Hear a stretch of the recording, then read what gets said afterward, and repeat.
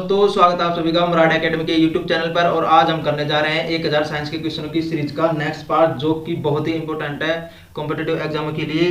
तो I hope आप सभी स्वस्थ होंगे, दुरुस्त होंगे। तो दोस्तों, कृपया आप हमारे वीडियो को लाइक कीजिए, शेयर कीजिए और सब्सक्राइब कीजिए। जैसा कि आप सभी को पता है कि यह सीरीज 1000 क्वेश्चनों तक चलेगी। तो कृपया इन जो भी वीडियो है उनको ज़्यादा से ज़्यादा लाइक कीजिए और शेयर कीजिए। तो चलिए देखते हैं आज के महत्वपूर्ण क्वेश्चन।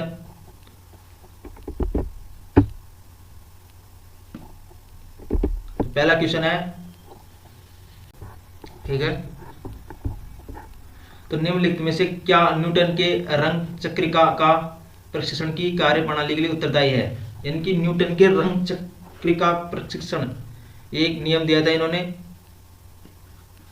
ये न्यूटन के रंग चक्र का प्रशिक्षण जो कार्य प्रणाली है उसके लिए उत्तरदायी है। इसका आंसर क्या होगा? तो इसका आंसर होगा, वो होगा दृष्टि के स्थायित्व के लिए। यानी कि दृष्टि, अगर आप किसी भी डिस्क है उस पर आप लगातार कांस्टेंट करके देखते रहिए तो वह 7 रंगों में विभक्त हो जाती है। क्यों? क्योंकि उनके वो डिस्क बनाई जाती है वह 7 अलग अलग रंगों की एक डिस्क पेंटिंग के माध्यम से बनाई जाती है। मैं लिख देता हूँ, 1 मिनट के। डिस्क जो बनाई जाती है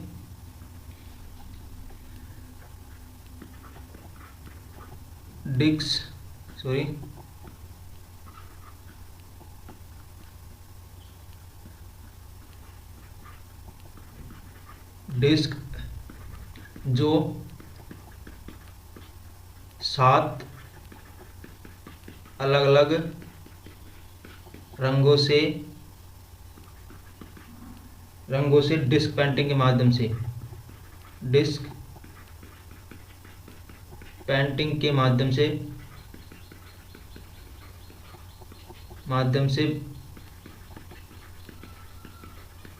बनाई जाती है। ठीक है, मतलब 7 रंगों को मिलाकर एक डिस्क बनाई जाती है। और इनमें जो मुख्य रंग है लाल है और नीला है और हरा है। ये 3 रंग इसमें मुख्य रंग है जो कि इसको बनाने के लिए काम में उपयोग किए जाते हैं। और इन रंगों के संयोजन से, यानी कि इन रंगों के संयोजन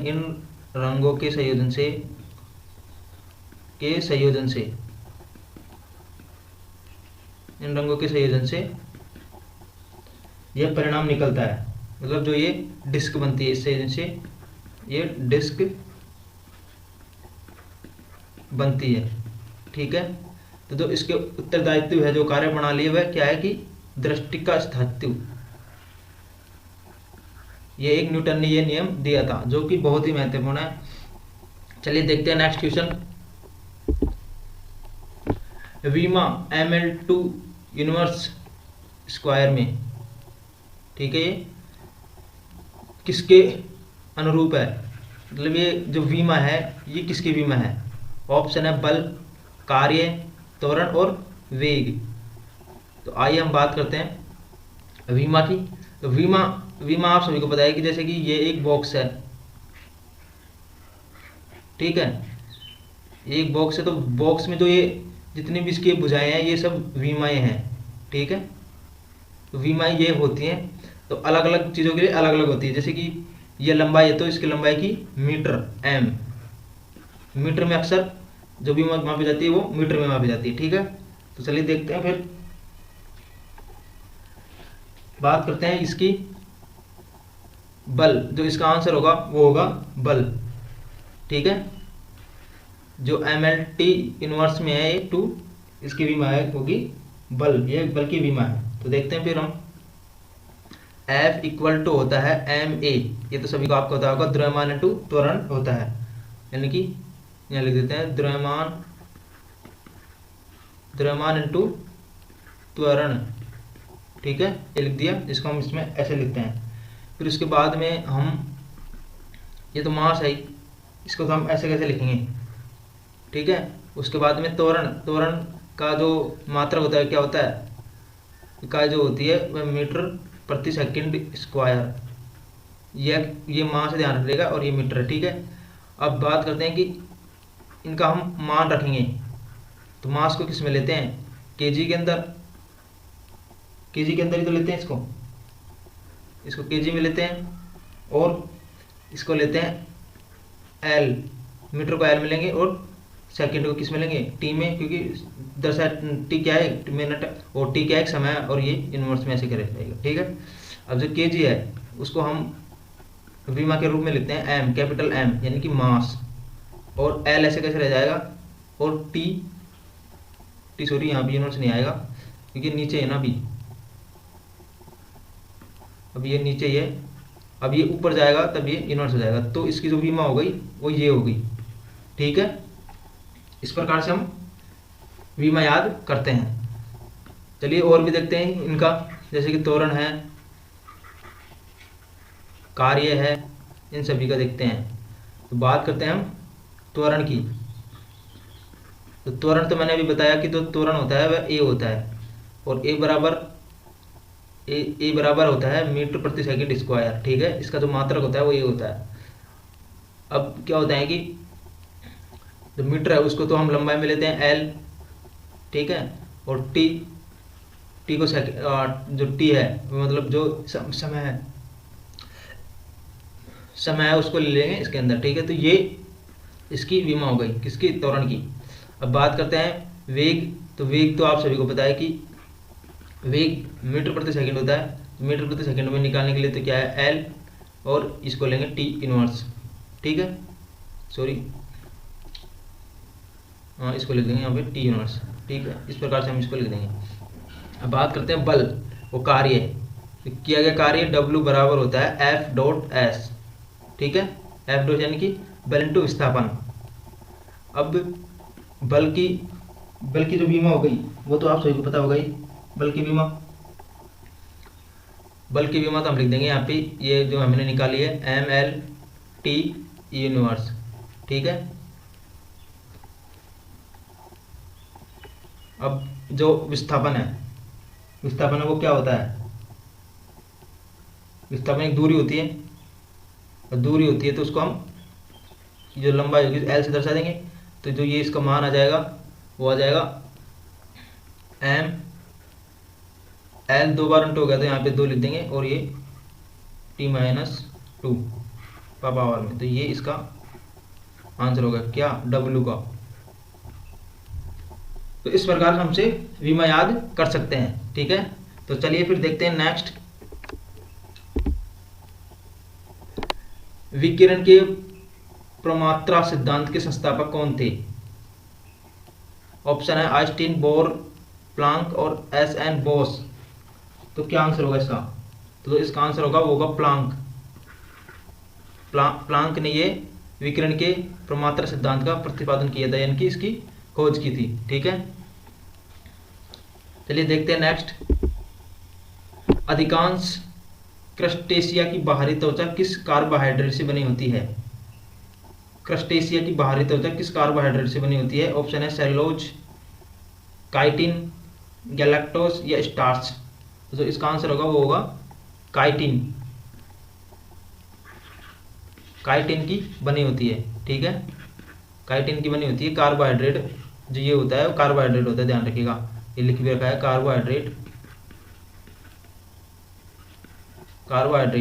ठीक है।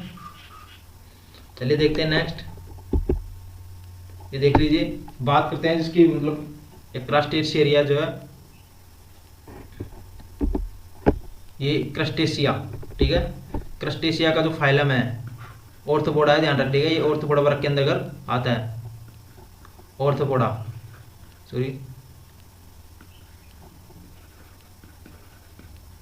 ऑर्थ्रोपोडा ये इसका फाइलम है। ठीक है, सब फाइलम है क्रस्टेशिया, और इसकी लगभग 30,000 प्रजातियां पाई जाती है।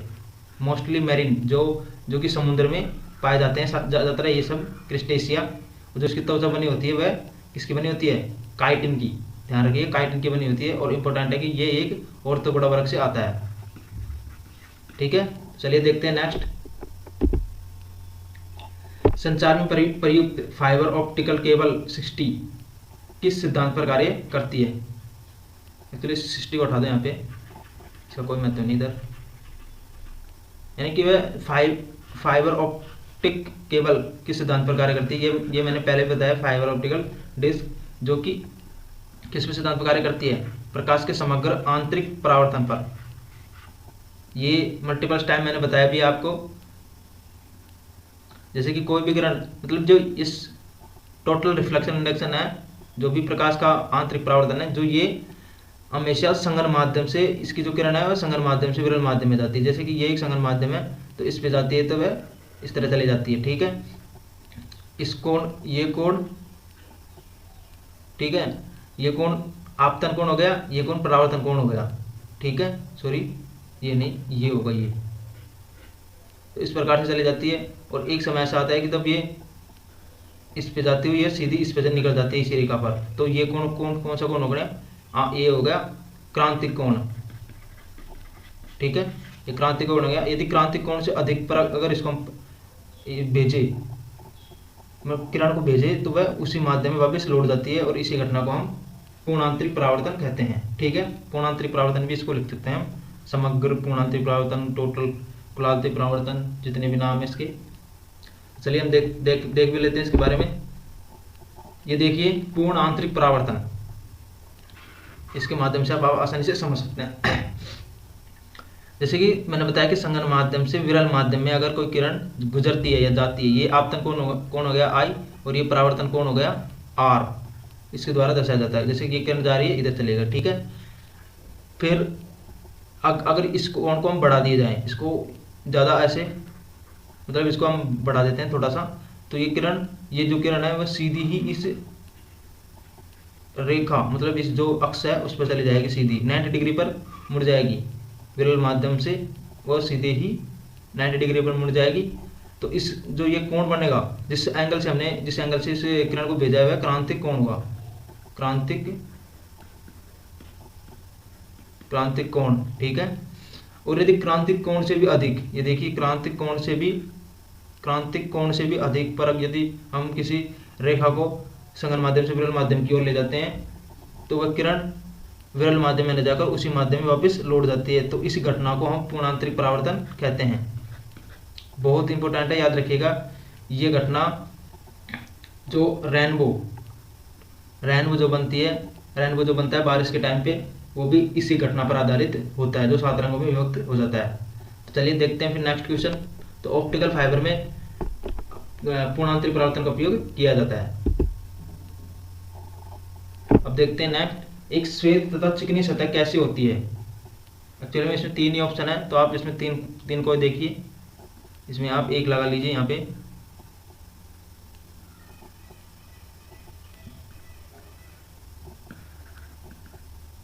सॉरी,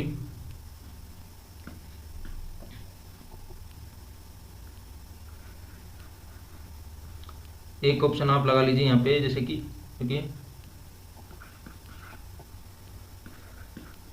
नन ऑफ दीज, ठीक है। तो इसका आंसर क्या होगा, यानी कि एक श्वेत तथा चिकनी सतह कैसी होती है? ताप की खराब अवशोषक तथा खराब परावर्तक, ठीक है। ये खराब है, यहाँ पे लिख लीजिए खराब।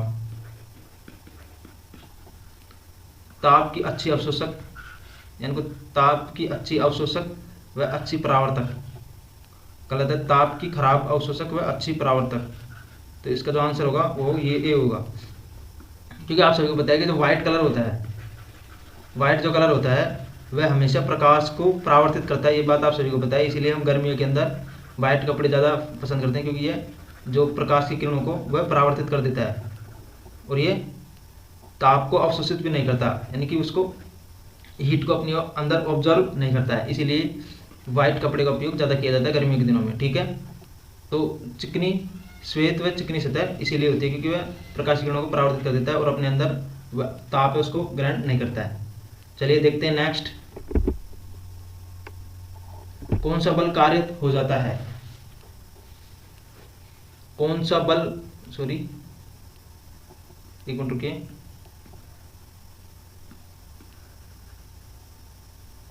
ये क्वेश्चन अब देखिए इसको।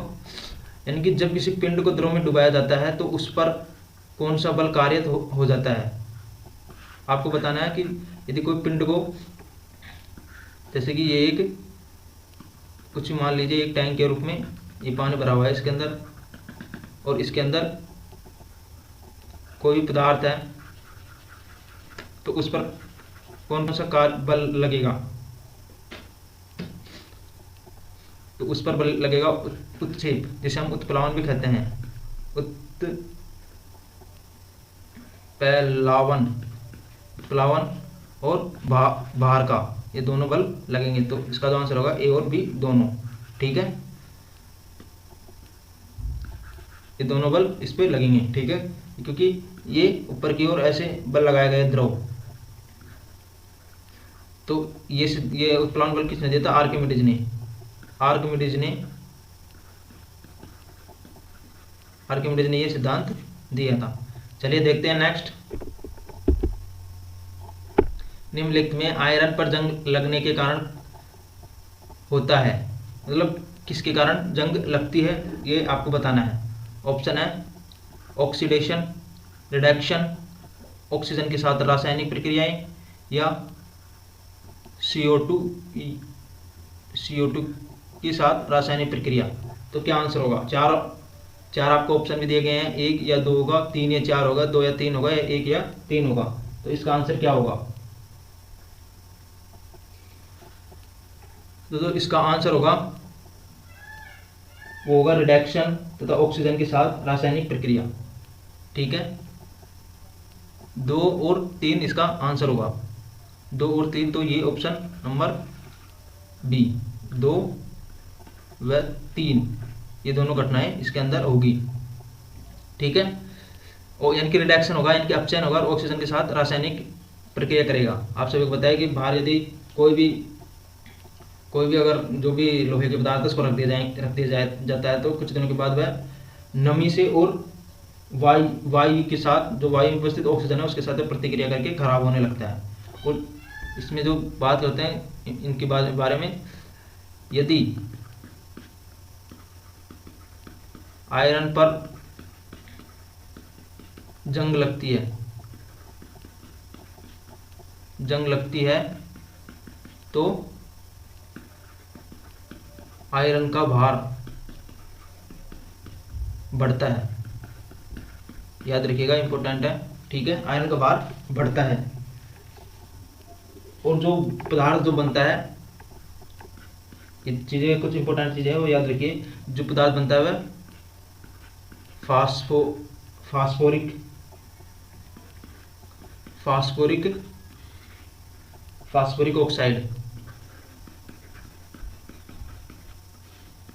ऑक्साइड, जिसे हम लिख देते हैं F2O3।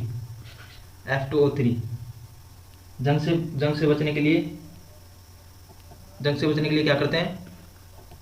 यानी कि जंग से बचने के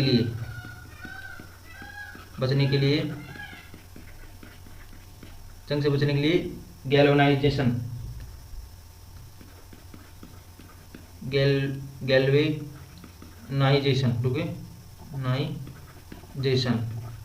गैल्वेनाइजेशन की प्रक्रिया अपनाई जाती है, जिसमें उस पर Zn या जस्ता की परत चढ़ाई जाती है। ठीक है, तो ये कुछ इंपॉर्टेंट याद रखिए। जब भी यदि आयरन पर यदि जंग लगती है तो उसका हमेशा भार बढ़ता है, यानी कि भार में वृद्धि होती है। और बात करते हैं ऑक्सीडेशन। ऑक्सीडेशन का अर्थ क्या है? ऑक्सीडेशन का अर्थ है कि ऑक्सीजन का जुड़ना, यानी कि ऑक्सीजन का जुड़ना। ठीक है, और इलेक्ट्रॉन का निकलना। ठीक है, ये इसके कुछ महत्वपूर्ण है। और यहाँ पे जो रिडक्शन होता है, रिडक्शन में हमेशा H2 जुड़ेगा, मतलब H2 जुड़ेगा और ऑक्सीजन बाहर निकलेगा, ऑक्सीजन का निकलना। ठीक है, ये इसमें प्रक्रिया होती है। तो चलिए, तो याद रखिएगा, इसमें 2 प्रक्रियाएं होती हैं। एक तो होता है रिडक्शन, और ऑक्सीजन के साथ रासायनिक प्रक्रिया करता है ये। चलिए देखते हैं नेक्स्ट। सामान्यतः निषेचन होता है। निषेचन कहाँ पे होता है? ग्रीवा में, आच्छादक योनि में, डिम्बवाहीन नलियों के अंदर और गर्भाशय में। तो इसका आंसर क्या होगा? तो जो इसका आंसर होगा ये आच्छाद योनि के अंदर होता है।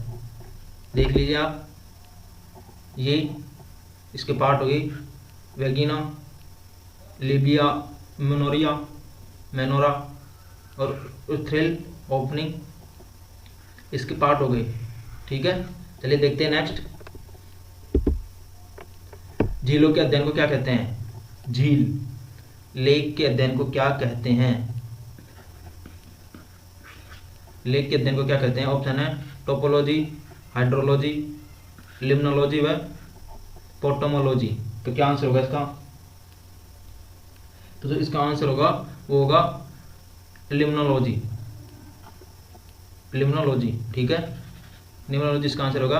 आप एल से याद रखिए लेक और एल से याद रखिए लिम्नोलॉजी। ठीक है, अब बात करते हैं टोपोलॉजी। ये डिजाइन से रिलेटेड है। इनकी डिजाइन से रिलेटेड हम चीरते हैं, फाड़ते हैं, इनकी काटते हैं या फिर उसको जोड़ते हैं, डिजाइन के अंदर होता है, तो उनका अध्ययन इसके अंदर किया जाता है। ठीक है, हाइड्रोलॉजी के अंदर क्या किया जाता है? हाइड्रोलॉजी में जल प्रवाह की दर का अध्ययन इसके अंदर किया जाता है, हाइड्रोलॉजी के अंदर। ठीक है,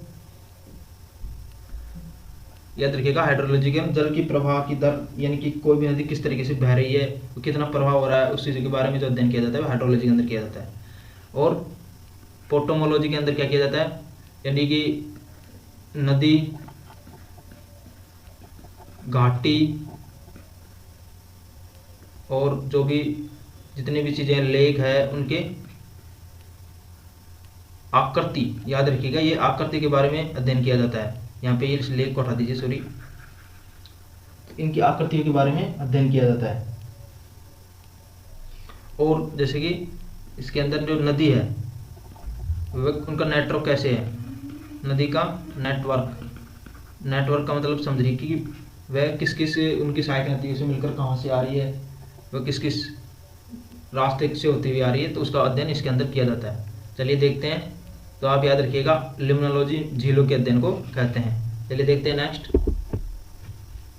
एक ही समय में कंपन करने वाले स्थानों को जोड़ने वाली रेखाओं की श्रृंखला क्या कहलाती है? यानी कि भूकंप के अंदर एक ही समय में कंपन करने वाले स्थानों को जोड़ने वाली रेखाओं की श्रृंखला को क्या कहते हैं? ऑप्शन है सहभूकंप रेखाएं, भूकंपन रेखाएं, सहभूकंपन रेखाएं, यानी कि कोसी स्मॉल लाइन्स और समभूकंप रेखाएं। तो जो इसका आंसर होगा वो होगा सहभूकंपन रेखाएं, यानी कि होमोसिस्मल लाइन्स इसको कहते हैं। ठीक है, तो चलिए देखते हैं इसके बारे में भी।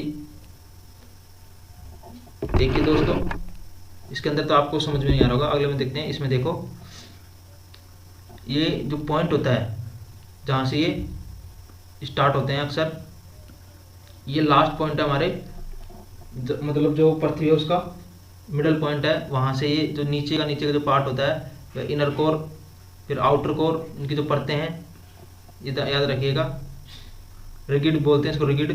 फिर इसके बाद में ये लिक्विड आउटर कोर के अंदर, फिर वापस रिगिड, मेसोस्फीयर, मेंटल, ये जो होता है वो मेंटल होता है। यहाँ पे ही जो भी धातुएं निकलती हैं वह इस जगह पे ही निकलती है। ठीक है, फिर ऊपर का जो होता है क्रस्ट होता है, परत याद रखिएगा, इंपॉर्टेंट है। क्रस्ट, ऊपरी सतह जो होती है वो क्रस्ट होती है। ठीक है, चलिए देखते हैं फिर नेक्स्ट। इसकी लंबाई भी देख लीजिए आप, जो ये गहरा है वह 6378 किलोमीटर। ठीक है, ये लास्ट पॉइंट है इसका यहाँ पे। चलिए देखते हैं नेक्स्ट। प्रकाश की किरण आंखों के सामने जिस बाहरी और पारदर्शी से अंदर जाती है उसे क्या कहते हैं? यानी कि जो आंख के अंदर जो किरण जाती है वो सबसे पहले किसके अंदर होके जाती है? ऑप्शन है लेंस है, आंख की पुतली है जिसे आइरिस कहते हैं हम, आंख की पुतली या आंख की नस या ऑप्टिकल नर्व होती है, और श्वेत पटल या कॉर्निया होती है। तो जो इसका आंसर होगा वो होगा श्वेत पटल इसका आंसर होगा। आपसे बताया कि जैसे कि ये एक आँख है, इसमें यहाँ पे उभरा हुआ पार्ट होता है ऐसे, ठीक है। और ये एक लेंस होता है, कौन सा लेंस होता है, ये उत्तल लेंस। उत्तल लेंस यह जो इनकी इसकी जो प्रतिबिंब बनाता है, प्रतिबिंब जो बनाता है वह छोटा, वास्तविक व उल्टा, याद रखिएगा वो उल्टा बनाता है। लेकिन यहाँ पे जैसे कि बताया मैंने कि जो आँख की नर्व, ऑप्टिकल नर्व होती है, इसके द्वारा वो उसको, जो माइंड है हमारा, उसको एकदम सीधा समझता है, ये सीधा उसको रीड करता है, इसलिए हमें वो चीज़ें सीधी दिखाई देती है, ठीक है। अब जो यहाँ पे जो एक परत होती है, वे कॉर्निया होता है, जो किरण यहाँ से ही एंट्री करती है, ठीक है। तो चलिए हम इसको स्पष्ट तरीके से देख लेते हैं। इसके अंदर ये देखिए, ये जो परत होती है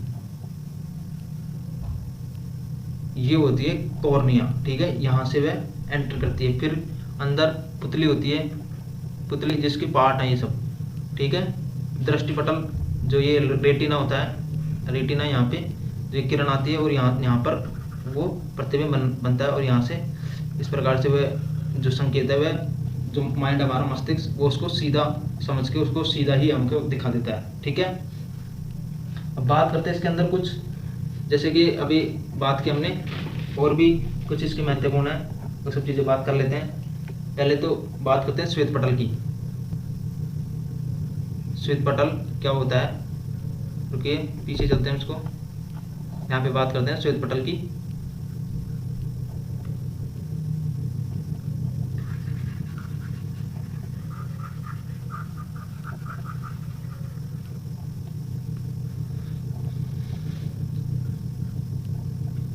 बात करते हैं श्वेत पटल।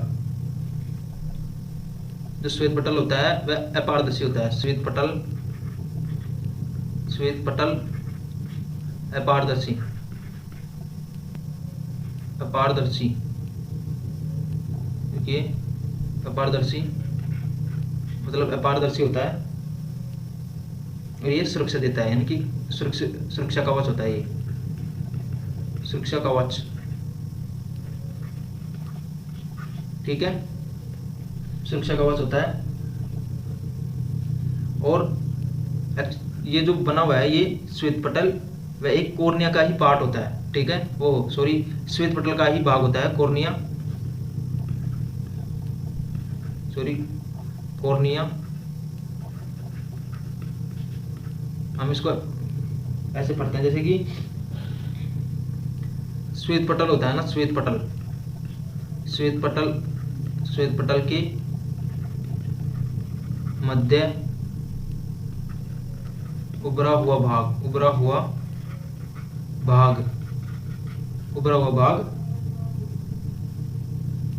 होता है, वह पारदर्शी होता है। उभरा हुआ भाग पारदर्शी होता है,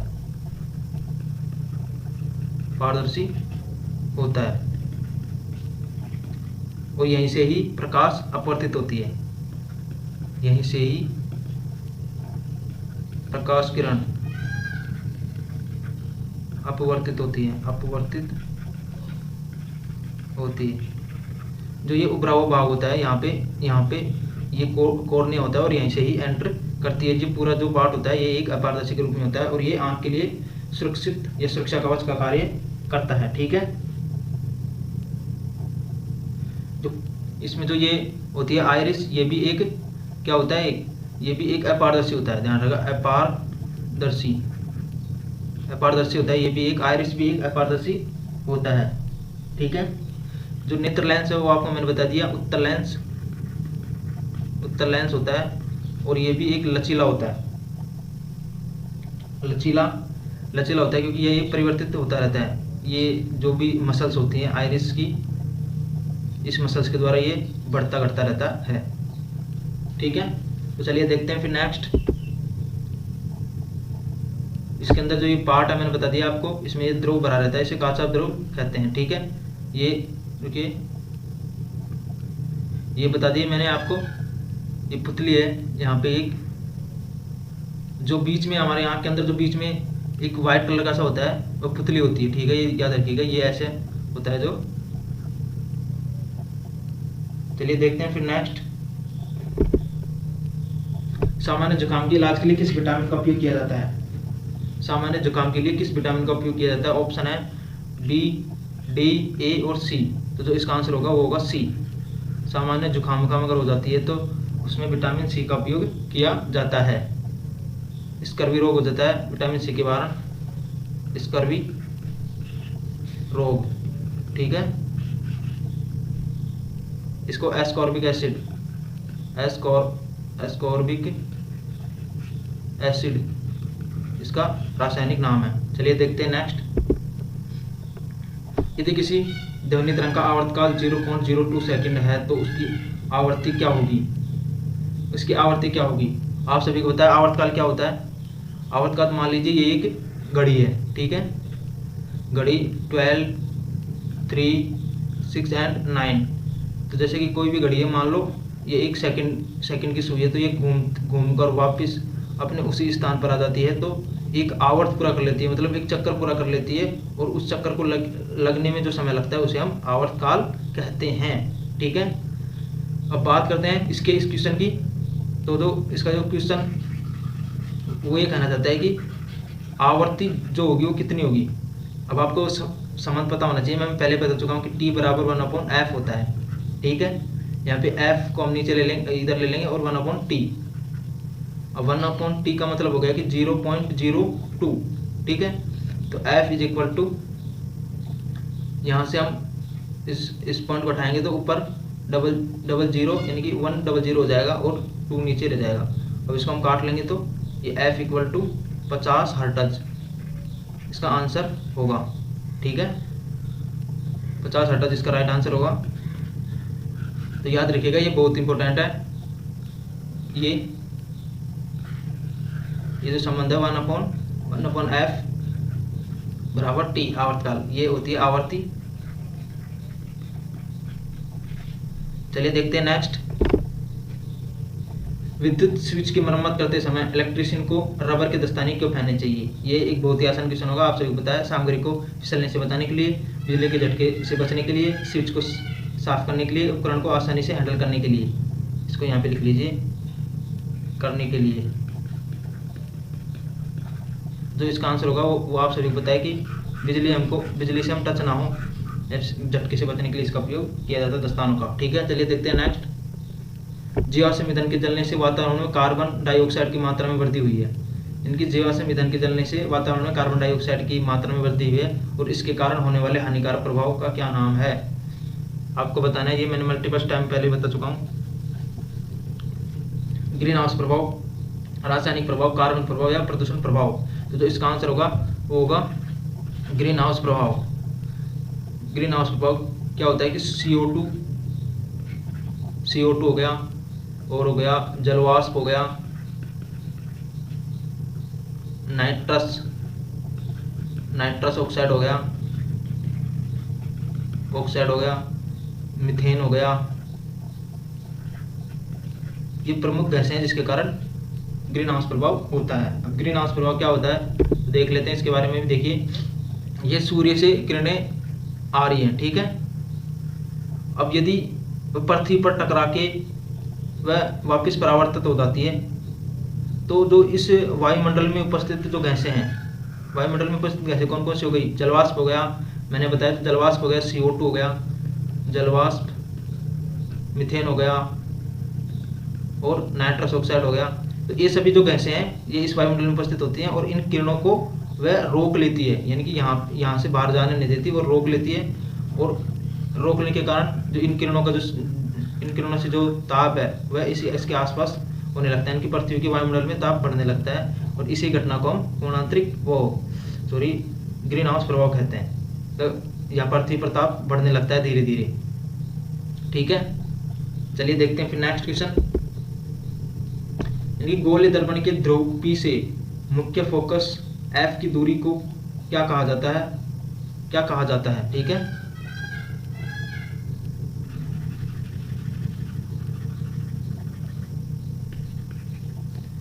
ऑप्शन है वस्तु की दूरी, प्रतिबिंब की दूरी, आभासी दूरी या फोकस दूरी। देखिए जैसे कि ये एक अवतल दर्पण है, ठीक है, और ये एक मुख्य अक्ष है,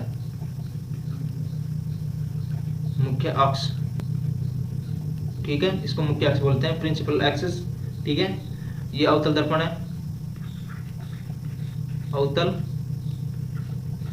दर्पण, ठीक है। अब ये पूछ रहा है कि फोकस दूरी को हम क्या कहते हैं। जैसे कि ये सेंटर है, सेंटर है, तो ऑब्वियसली हो गई कि ये जो हो गया वो हो गया त्रिज्या हो गई वक्रता त्रिज्या, क्योंकि ये एक ऐसे एक गोले का आधा कटा हुआ भाग है, मतलब छोटा, तो ये हो गया सेंटर, ये होगी त्रिज्या। तो इसकी जो यहाँ पे होता है फोकस, आप सभी को पता है कि फोकस जो होता है वो r/2 होता है, ये तो आपको पता है ना, मैंने पहले बताया इसके बारे में। तो r/2 होता है, मतलब इसकी और इसकी लेंथ बराबर होती है, यहाँ पे ये बीच में होता है। अब जो ये जो लेंथ होती है वो कहना चाहता है कि ये ध्रुव होता है, ये सबको पता है, पता भी होगा, ये ध्रुव होता है, जिसे हम P से डिनोट करते हैं ध्रुव को, ठीक है। तो ध्रुव से फोकस तक की जो लंबाई होती है हमें इसे फोकस दूरी कहते हैं, फोकस की जो लंबाई होती है इसे फोकस दूरी कहते हैं। ऑप्शन नंबर डी इसका राइट आंसर होगा, ठीक है। और यहाँ से ध्रुव से यदि सेंटर की दूरी बात करें तो उसे वक्रता त्रिज्या कहते हैं। पता चल गया, आ गया समझ में। तो इस प्रकार से हम याद कर सकते हैं बहुत ही आसानी से तरीके से। चलिए देखते हैं नेक्स्ट, कौन सा ग्रीक अक्षर तरंग दैर्घ्य को दर्शाता है।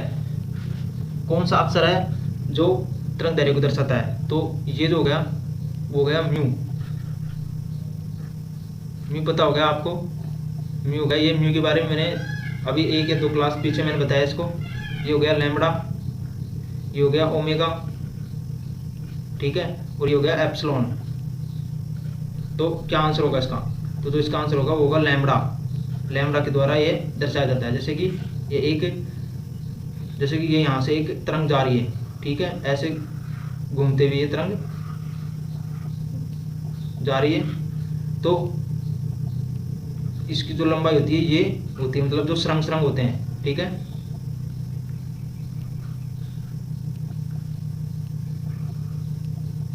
सरंग या गर्त, या तो ये या ये, तो इनके बीच की दूरी क्या कहलाती है, तरंग दैर्घ्य, ठीक है। इसको हम लैम्बडा से दर्शाते हैं, तरंग दैर्घ्य, ठीक है। म्यू क्या होता है, ये म्यू अपवर्तनांक, जैसे कि मैंने पिछली क्लासेस में इसको बताया अपवर्तनांक के बारे में, ठीक है। अपवर्तनांक को दर्शाने के लिए म्यू का उपयोग किया जाता है। उसके बाद लैम्बडा हो गया, ओमेगा कोणीय वेग, ठीक है। एप्सिलॉन क्या होता है, एप्सिलॉन होता है धारा का जो आवेश होता है उसको मापने के लिए, विद्युतशीलता,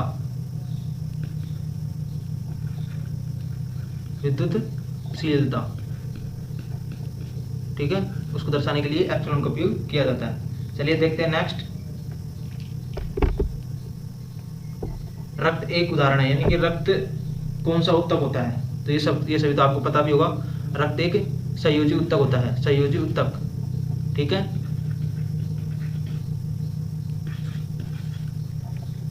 चलिए देखते हैं नेक्स्ट, एक विद्युत उपकरण में व्यय होने वाली विद्युत ऊर्जा किन 2 कारकों पर निर्भर करती है। एक विद्युत उपकरण में व्यय होने वाली विद्युत ऊर्जा किन 2 कारकों पर निर्भर करती है।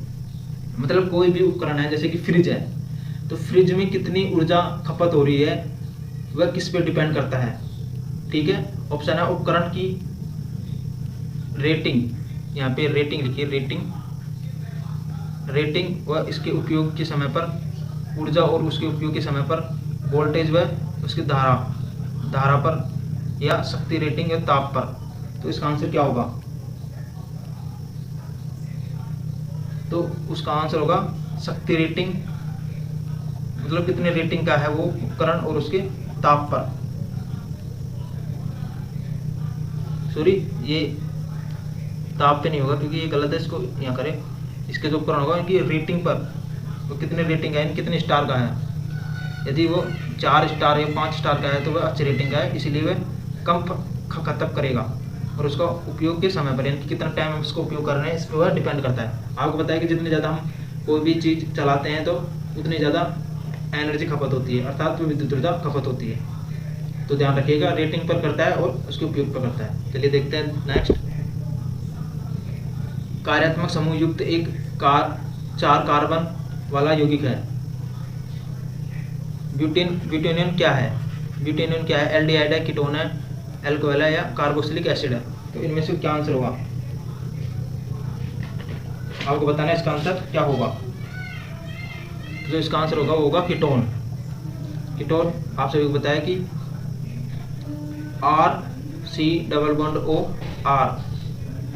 ये इसका फॉर्मूला होता है। इनके हम इसको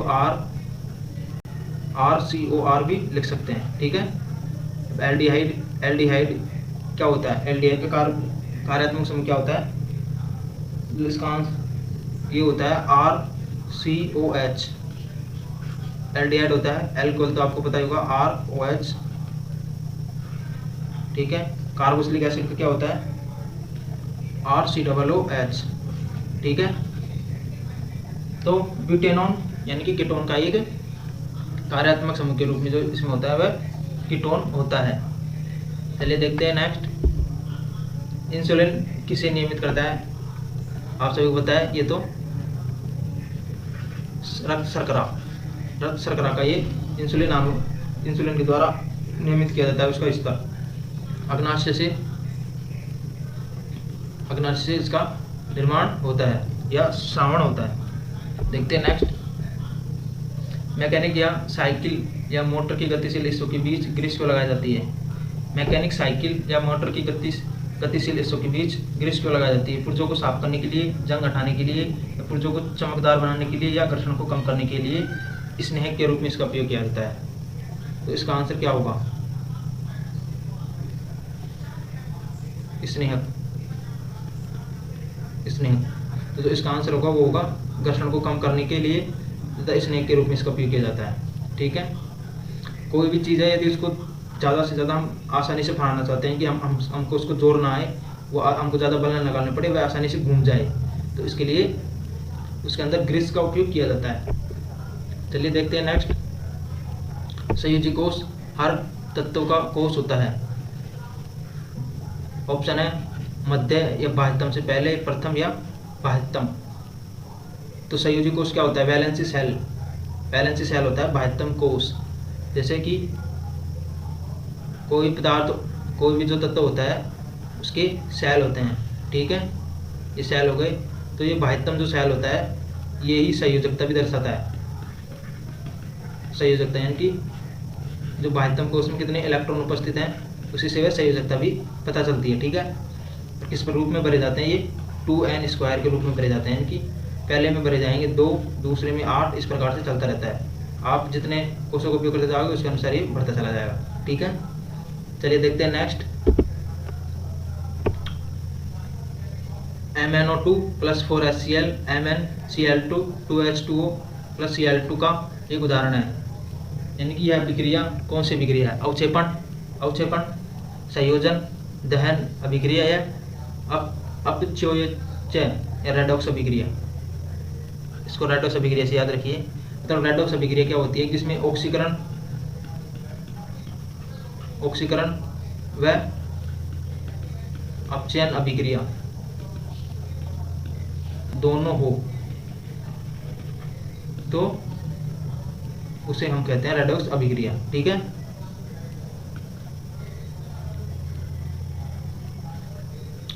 ठीक है, तो इसमें देखिए जब अब आपको मैंने बता भी दिया कि ऑक्सीकरण अभिक्रिया और अपचयन अभिक्रिया क्या होता है। ऑक्सीकरण में तो हमेशा ऑक्सीजन का जुड़ना होता है और अपचयन में हमेशा हाइड्रोजन का जुड़ना होता है, ठीक है। तो देख लीजिए कि यहाँ पे जो O2 है, O2 यहाँ से बाहर निकल गया इसके अंदर से, ठीक है। तो वो क्या हो गया? अपचयन की अभिक्रिया हो गई और यहाँ से यहाँ पे ऑक्सीजन जुड़ गया, ठीक है, दूसरे पदार्थ के साथ। तो यह एक ऑक्सीकरण अभिक्रिया हो गई। तो इस प्रकार से यह अभिक्रिया रेडॉक्स अभिक्रिया कहलाती है, ठीक है। संयोजन अभिक्रिया जब जैसे कि N2 + Cl2 मिलके NaCl बना लेते हैं, ठीक है। दहन अभिक्रिया में कोई टूटता है, कोई पदार्थ जल के टूटकर अलग अलग भागों में बढ़ जाता है, ठीक है। देखते हैं नेक्स्ट। कौन सा जीव 2 टुकड़ों में कट जाने के बाद फिर से बढ़ जाता है? ऑप्शन है मेंढक, केंचुआ, छिपकली या तिलचट्टा। तो जो इसका आंसर होगा वो होगा केंचुआ। केंचुआ केंचुआ टूटने के बाद भी जुड़ जाता है, ये फार्मर फ्रेंड कहलाता है, इनकी किसान का मित्र केंचुआ कहलाता है। देख लीजिए ये केंचुआ होता है, आप सभी को पता है कि मिट्टी के अंदर ऐसे की टाइप के अंदर होता है ये, ठीक है, ये देख लीजिए। तो आज के लिए थैंक यू सो मच दोस्तों। यदि हमारा वीडियो पसंद आए तो लाइक कीजिए, शेयर कीजिए और सब्सक्राइब कीजिए। थैंक यू, धन्यवाद।